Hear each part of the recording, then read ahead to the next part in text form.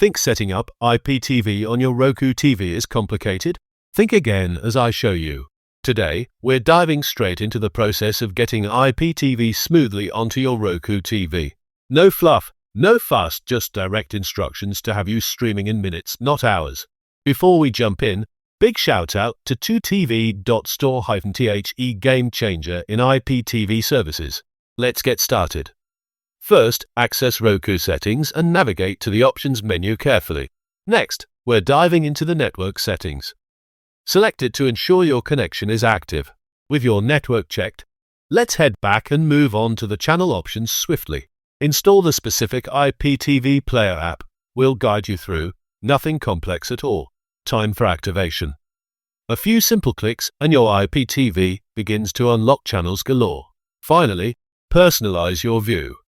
Explore channel settings to tailor what you watch your way.